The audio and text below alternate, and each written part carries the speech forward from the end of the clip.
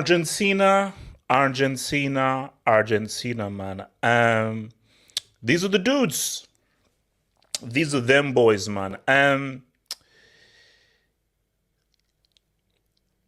Some people feel like this could be their year. There is a strong feeling that this could definitely be the year in which Argentina say what's up. That's the thinking. That's the feeling around here. And we're going to talk about it. But I do feel that when you look at this team, you look at how balanced they are, you look at their coach, the setup, there is a strong feeling. And we all know what everyone wants in the bottom line, because there is a feeling that everybody wants him to say what's up. Because if he says what's up, then he can sit and dine at the same table as your boy over there, man. So we're going to get into it, man. We're going to get into it. But I think before we get into it, Argentina have a very good chance of winning this World Cup. They have a very good chance of winning this World Cup. And I think this could, and that's the weird thing, I feel that they are better placed to win this trophy this year than they were back in 2014. Just based on just how amazing that Germany team was. But we'll talk about it. But we have to always go back in time. Argentina played in the very first World Cup, way back in 1930. And they were in the very first World Cup final against Uruguay, where they lost to Uruguay in that World Cup final. So Argentina's World Cup heritage goes all the way back. It goes all the way back to 1930. Yes, pre-World War tax. Yes, World War tax is real. It gets real. It gets real. So that jersey, that light blue, and I jersey also, by the way, just as a color thing, I've always liked Argentina's jersey. Just the light blue and the whites, I've always liked their jersey. Hence why I always used to pick them on ISS and so forth, because the color coordination, I just think it's very striking, So it's an iconic jersey that has a lot of history. But they lost to Uruguay, who obviously won the very first World Cup. But Argentina were not to be deterred, because 1978, on home soil, they said what's up, and they were able to win their very first World Cup on home soil. And what is crazy, because basically, when I was in Nigeria, they used to show this World Cup program. And whenever they so what they do is, let's say they do like so each, I think it was actually on a tape. I think there was eight. This it shows how a bit old I am. So it was on a VHS tape. So I think it was a tape. It was either a tape or a TV show where they would show you like the greatest World Cup goals and also a documentary on each World Cup. And they just give you just a little bit of an answer. So there would be a documentary and a voiceover documenting the key points of every World Cup. So in the 1978 World Cup, I remember them saying that, and I think you can find it on YouTube, when Argentina and Netherlands got onto the pitch, literally, you see all this white stuff on the ground. It was almost like you were like in a Colosseum, like in the film Gladiator. You just saw all these things fall down, and literally, visually, it looked amazing. And it's almost as if that's the moment that Argentina stepped out, they knew they don't. They knew that, oh no, there's no chance of us losing. Now, I believe that Johan Cruyff didn't play in this final. He played in 74, but I don't think he played in 78. But yeah, but it was huge for Argentina to win. But you know what I always say? And this is the same thing I'll say for France. If the only World Cup you won is on home soil, it's cool. But a real win is if you can win it, not on home soil. You can win it on someone else's patch. Because home soil tax is home soil tax. So I always say a dub is a dub. But I'll give that extra dub if you can say what's up on another person's backyard. So, obviously, so yeah, then winning the World Cup. So my thing is there, like what, again, it's an amazing thing to win a World Cup on home soil. Let's be real. And that's what obviously I'll get into with France and everything. It's an amazing thing. And I think if you're to ask any country person that, what would be your ideal scenario? Most people say, no, my ideal scenario would be to win the World Cup in front of my own fans, in front of my own people. And then that's what I'd want. So I'm like, okay, yeah, that's real, man. That's real. but can you win it somewhere other than home soil? This is from 1982. And I think, when you talk about, some of the most iconic images in football, the image on the left is one of the most iconic images in football. I count 1, 2, 3, 4, 5, 6 Belgian players. So this one's from the 1982 World Cup, which I think was obviously Maradona's first World Cup. Again, Argentina didn't really do too well. I don't think they even got past the group stage. But you already saw how dangerous this guy was, because the word on the street is, boom, there is this amazing dude called Diego Maradona, because football had not seen an iconic player, an iconic superstar since Pele, way back in 1958. But the word on the street was, shh, psst, don't tell anyone. But we believe that this is the next Pele. We believe that this is the next superstar. But unlike Pele, Maradona did not have the same impact in the first World Cup that Pele had in 58. But when you just look at this image here, like that image on the left, it tells you everything. Like, this is the epitome of a picture can say 1,000 words. What you just seeing here is literally, that just tells you a whole crazy story about what Maradona was on.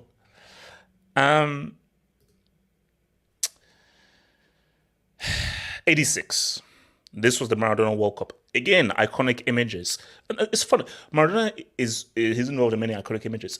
So let's talk about this. So up against England, I believe this is the quarterfinal. And Maradona, he uses his hand. You see, because Lineker, he did a documentary where he went to go and see Maradona. That was actually amazing. So Maradona takes him to a Boca Juniors game, and then they have a 1v1 interview in his house. And Lineker then asked that, did you use your hand? And Maradona said, well, I don't know what's here. But Maradona said, yeah, I used my hand. But he said that in some cultures, it's viewed as cheating. In other cultures, it's viewed as cunning. So the way I view it is, if I played for Nigeria, if I had that Nigeria jersey over there, man, and everything, it's by any means necessary. If I get caught, I get caught. Because it's similar to what I said about the whole Cannibal Suarez thing. And he got punished for it. But he'd do it. If he didn't get punished, we could fine. But this is it's down to the linesman to penalize me. Because when you're dealing with playing for your country and so forth, of course you bend the rules. You bend, break several of the rules, because it's about winning. So you don't have to hope that the referees and the linesmen can penalize you. And if they don't penalize me, it's all well and good, because all that matters. It's not, see, when it comes to the World Cup and so forth, it's not how you win. It's whether you win. It's whether you win. It's all about, okay, how do we win this? So, and for Maradona, he was a guy where I will do anything in my power for my country. And if you're Argentine, you love him even more for what he did here. Because he's like, no, this guy was willing to do anything to win. But then we have this. There are 2 great goals in World Cup history. The other one will probably get into a bit later, and I think you know which one it is. But this is the other great goal. Because again, I had a VHS tape, and they had I think it was on the tape, it was the 50 greatest goals ever. So they counted down, and this was number 1. Because you have to look at everything to context. It's a World Cup quarterfinal. England were known as one of the best defensive teams. So England was a top defensive team. For a guy to dribble from the halfway line, beat 6 players, and including, I think it was a Peter Shilton there, bamboozled the keeper as well, it was stupendous. So as much as people vilify him for this is where you just have to take back and just you know what we are viewing genius here. This is the plain, full epitome of a genius player. And when you watch this, you just have to just admire to say this is someone this is something completely otherworldly, you know. And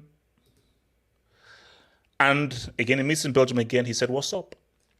World Cup quarter said, "What's up?" World Cup semi-final, scored both of the goals to lead Belgium through. So Maradona was on one. And he was fulfilling the promise that everyone saw back in 1982. Like, okay, oh, this is the kid. So guys were like, oh, no, no.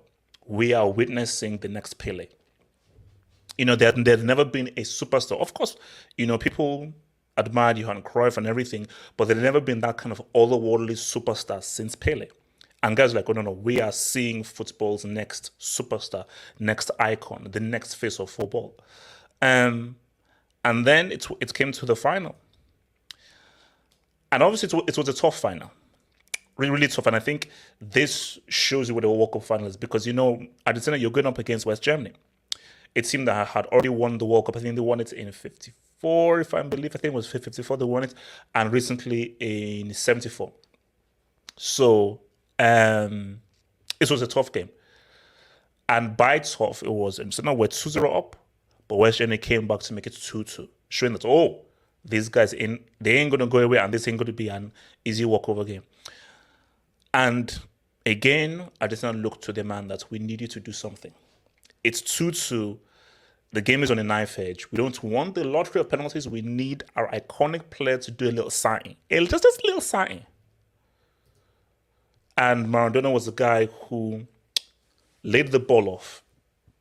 Beautiful through ball for your man Burruchaga to score the winning goal. And this is why I always say to guys, when people say, Maradona led Argentina to the World Cup. He won it single-handedly. That isn't literal. It's a figure of speech. When you say a player led a team to a title, or he won it by himself, it's not literal because there are 11 players. So you literally can't do that because this ain't tennis or table tennis or golf. But Maradona was so influential. He was so key. It is like he literally led the whole thing by himself. Because of course, other guys had to pull through, like a Burruchaga. Without Maradona, Argentina don't have a chance. Without Maradona, they don't beat England. They don't beat Belgium. And so, forget about, they don't even beat Belgium, they don't beat England. Without Maradona, they do not beat England. So, this was Maradona's World Cup. And I think, unlike Pele, this was the first time you'd ever seen a single player truly carry and truly inspire an entire team to a World Cup. You see, Pele in 58, he only said what's up in the semi-final and final because he's only 17 years old. Pele in 1970, that was a team effort. Pele didn't lead and drive them through. 1970 was a team effort. This, of course, everyone did their bit in Argentina, and it was a very good, solid team. But it was the first time that we'd ever seen, wow, this is a true superstar who is really inspiring all those guys to go through. It's 4 years on. Another iconic image. And I think with this was he arrived. He arrived. And I think that this was a moment in which it's because I think what solidified his legacy was what he did with Napoli, but I think this is what put him down in history. Not only winning a World Cup, which is a very rare thing, it's how he did it and how he performed, because it generally is, and many people will say, actually, you know what? It probably is the best. No, it is the best performance by an individual at a World Cup. And again, do your YouTube. There's literally a YouTube video that says that, and I watched it as well. There's a YouTube video that literally just shows his entire performance at the World Cup, and it is stunning. It is ridiculous. When you just look at the amounts of stuff that he does, and just how amazing he is and his performances, and the amounts of as possible assists that aren't assists because guys actually miss. It is the best performance by an individual at a World Cup. When you just look at from game one, from the very first game to the last game, is the best performance by an individual at a World Cup. Absolutely amazing. So 4 years on, 1990. Now, at this 1990 World Cup, Maradona wasn't as fit.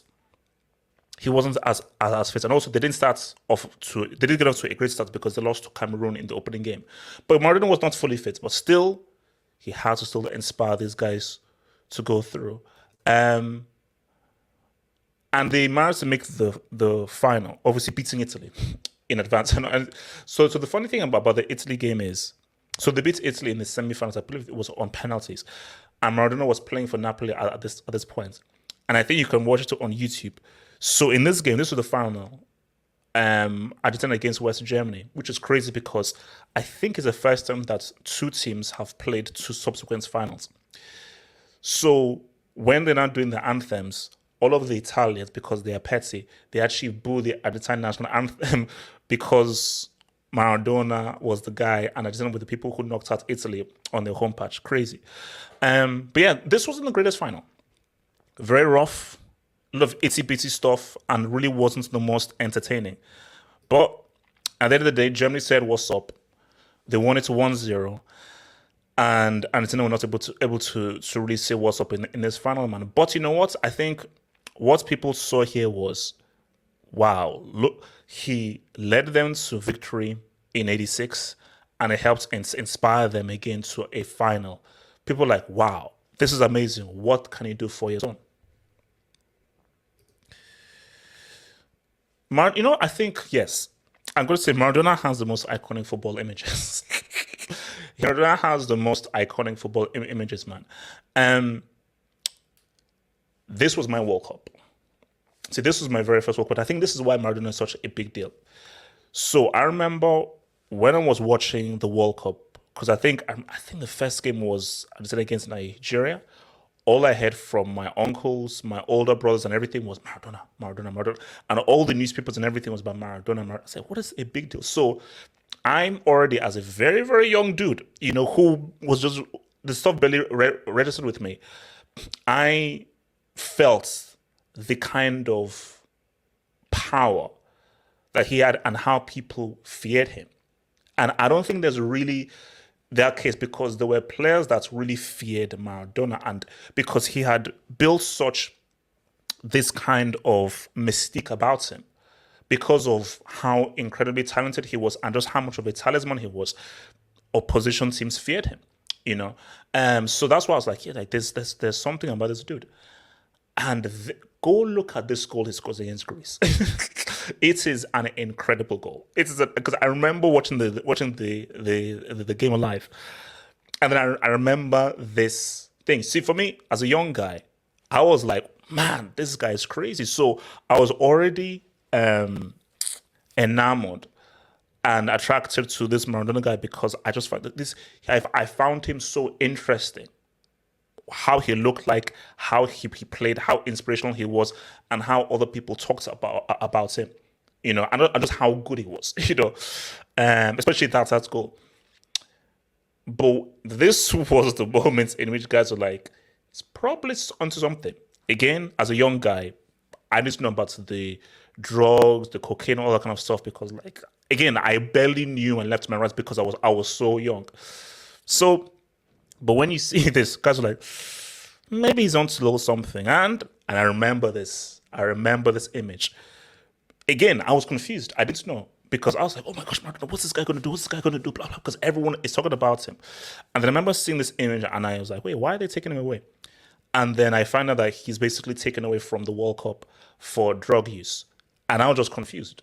Remember as a guy, I was like, drugs? What do you mean by drugs? Why? So I didn't understand why they took him out. And I remember, so Argentina, they lost to Romania. And Maradona was like, he was on the bench because he still wanted to be the guy. And I remember another iconic image of him, like basically crying when Argentina ended up losing to Romania. And I said to myself, and I've always been thinking about this, if Maradona was for Argentina, 1,000% they beat Romania. And I believe Romania then lost to Bulgaria, I believe. I think that there's every chance that he could have, basically, there's every chance that he could have taken them all the way to at least another final. Oh, no, sorry, yeah, so Romania beat them 3-2. Romania beat them 3-2. Yes, and the Romania then played Sweden. So I feel that if Maradona was there, they would have beaten Romania. Sweden were very good. Sweden were really good. They had Martin Dahlin, Brolin, Kenneth Anderson, Henrik Larsson. But I feel they would have beaten Sweden. They would have beaten Sweden. then I feel that I've probably lost to Brazil in the semis. But it'll be a great game, but I feel that I've lost to Brazil in the semis. So you would have taken them to at least another semi-final. So it is what it was. So 98 comes and Argentina lose. No, that's not Pablo. And that's not, sorry, no, Ortega. They come and they lose to Holland, to Dennis Bergkamp, and one of the best goals you will ever see at a World Cup. So 98 was Bergkamp attacks. 02 was a complete and total embarrassment, man. Because, so this is Bielsa, and I think this is maybe why Bielsa never has even come close to the team. Because, Bielsa was a guy that was really hyped up and so forth, and they couldn't even make it to the groups. Because it was Argentina, it was your boys, Nigeria, Sweden, and England. And it was England and Sweden that made it through. So yeah, for Argentina, man, not good, not good, not good, man. So they went it in the groups.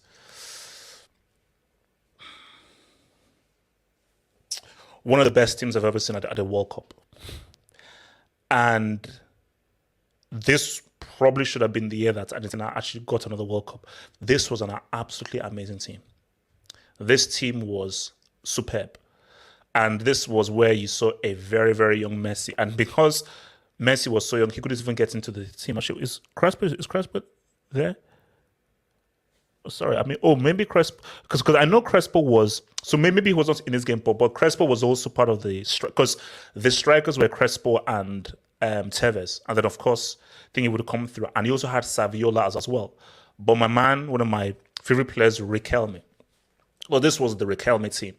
So, but this was an absolutely amazing team that they had in 06. One of the best goals you ever see at a World Cup. I think it was 22 passes. So Argentina kept the ball with 22 passes, ending up with Cambiaso scoring one of the best team goals you'll ever see. And I think when they did that, guys were like, oh no, this is going to be a dangerous ass team to face. I think that so the general manager was Peckerman, and I believe that this is something that he's going to have nightmares about forever, because they were beating Germany, total control, and I think Peckerman, he panicked. And I think he panicked by taking off Riquelme, bringing on Cambiaso so they would defend. And what you need to understand is sometimes attack or control is the best form of the defense. After this, Argentina lost control of the game. They allowed Germany back into the game and eventually lost on penalties, man. And I think it's just something that your boy Peckerman he will have nightmares about this forever, because it's like you took off your best player and one of the best players at the tournament because you got frightened. You were scared because you felt that if we now start to defend and hold on to this, we'll be able to go through. It is an inexplicable decision, an unforgivable decision, because I think if Riquelme had stayed, I feel Argentina would have beaten Germany, and we would have had we still had an amazing game in the semis with Italy and Germany, but I just imagine Argentina against Italy in our semi-final. I think that would have been an awesome semi if we saw this Argentinian team against Italy in the semi. Didn't get so good 4 years later. 2010, they run into a supremely, incredibly talented Germany side who, oh my gosh, I totally forgot. So you see now, this is different. So obviously, the 06, I think they did it to themselves. 2010, this was a case of where they were outclassed.